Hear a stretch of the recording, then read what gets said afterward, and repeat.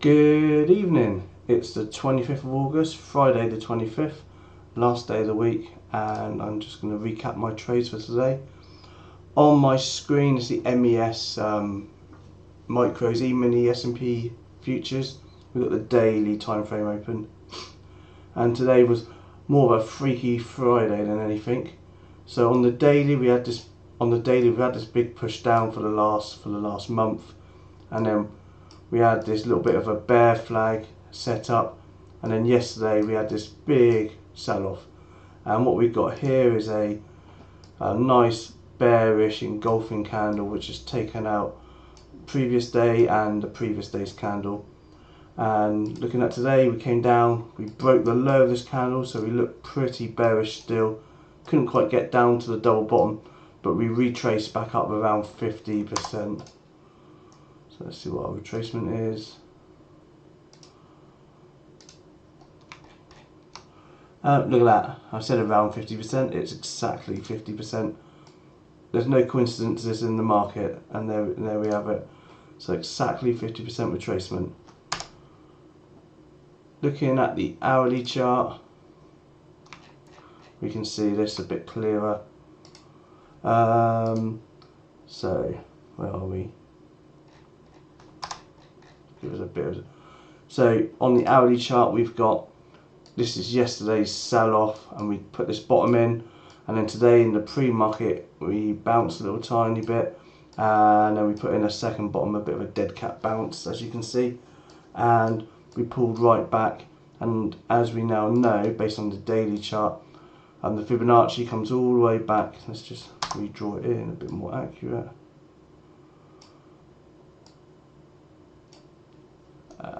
It looks more 50% on the daily, but we're pretty much there. We pulled all the way back to the 50% area. So that just shows that the market obviously knows what it's doing. And 50%, we've got a higher probability of seeing it bouncing next week, which we've already bounced off it once. So maybe this is our catalyst for a move down, and today was just an hourly bear flag. So let's just recap the trades for today. I call it a Freaky Friday because we had the Fed's Powell speech at 10 AM this morning. So in the pre-market we came in, we were looking like in a steady uptrend, and I was looking to put in look for a long trade, but only after 10 o'clock. So I didn't trade before 10 AM at all, and I was really looking for a long trade, and I really wanted to see it break this area, pull back and push up. That was my goal for today. That's what I was really looking for. And then obviously Powell came along and we saw it push up. I wasn't tempted at all to take it. I did think about going long, but I didn't, as you can see, thankfully.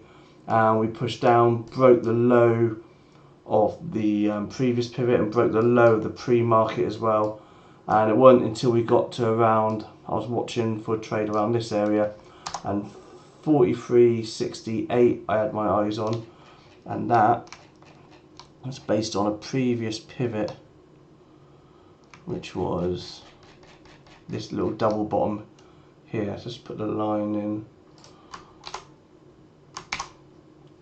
Look at that, right on the dot. So that's what I was watching for, and that's the level I was trying to get in on.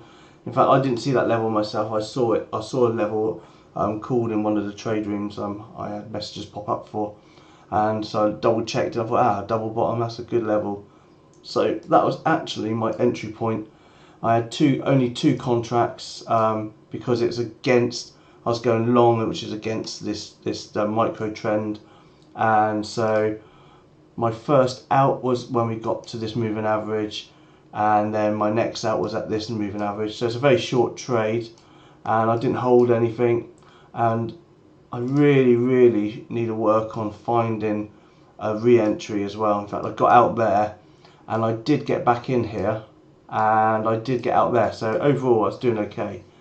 And then I was trying to find another entry. I think I got in, no, I think I missed that one. I got in here and I held it too long and it stopped me out, and then I used the VWAP, got in on the VWAP, I held that too long and it stopped me out. So I kind of gave back some of the profits from this nice move up.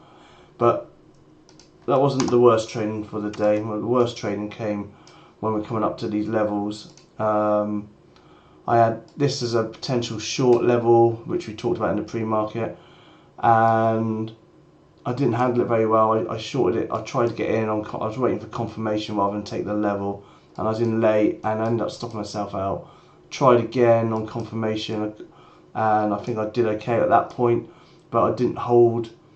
I didn't get out. I got out probably on the VWAP, so it was a small profit, and then I wanted to take a short off of this supply area, and I had my eyes on that top there, so I shorted there, and I think I held too long. I was waiting for it to come back down to at least the top of, back to this level, and it came back out, so I stopped myself out when it pushed up through this pivot, and that looked like ending volume as well, because we had the topping tail. Wasn't a perfect ending volume topping tail. It was more of an indecision candle, but we had higher than average volume as well.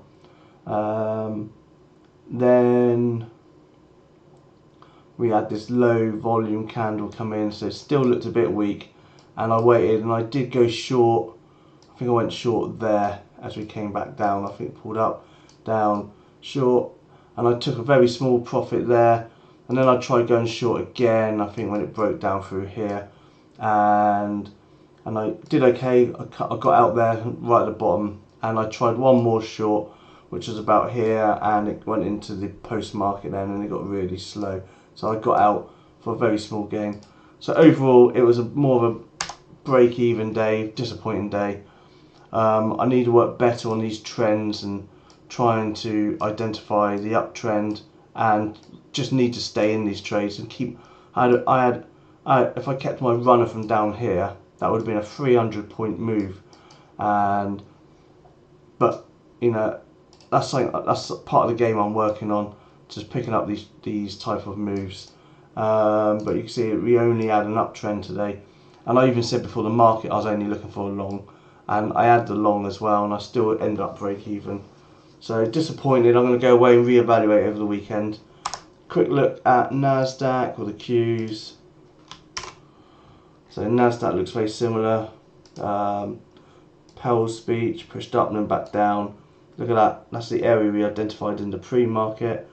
Touched the bottom of that area almost perfectly, and then it didn't look back.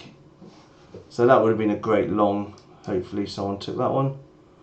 And then let's look at SPY. It's the hourly on SPY. We came close to that area. Could have taken it as it pulled back up through that area, and that would have been a great long as well. As for target, it went through that one, but it did pull back and touch that area. But this would have been a good target area high of the day as well. All easy to say on hindsight. And then lastly, oil. Oh wow, last time I saw oil, it sold off. But it's nice to see that it's coming to the levels we put in. So this is the last few days. We saw this double bottom we talked about yesterday, and then we finally broke out over the 50 moving average, pulled back. That's your entry there. I think I talked about going for a potential long if we broke out over the 200 in the pre-market.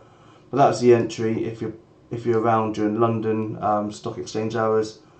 And then you're playing the trend, and then out on that target area. And then look at that, we sold right off. And when I checked oil today, and it's heading down towards 78, and it looked like it's coming down for a treble bottom. But look at that for a recovery, push straight back up again.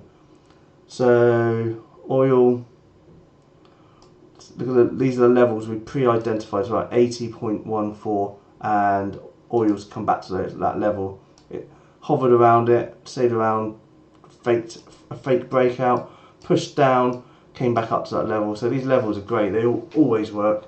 You just need to know, you just need to manage it better, not like I did today. And that's it. Okay, so I think we looked at all of them. NASDAQ. Yeah, NASDAQ same as Qs. I think we looked at Qs. Here we go. So in the Qs, didn't quite get down to here. but it did get to that pivot. So that pivot there was in play, and in fact that could be a demand area, because we had this, it pulled back and then we saw this big move out. So technically that area is an area of demand, which you can see why it bounced off it first time and then couldn't get through it the second time. So overall, next week, let's have a look at the daily for the, yeah, so look at that. So we've got this engulfing, even bigger engulfing candle on the Qs and the SPY, and we had a slight pullback, wasn't quite 50%, and potentially setting up for another leg down, but we'll see. Only the market knows what it's doing. Right, have a lovely weekend, and I'll see everyone on Monday. Thanks for watching.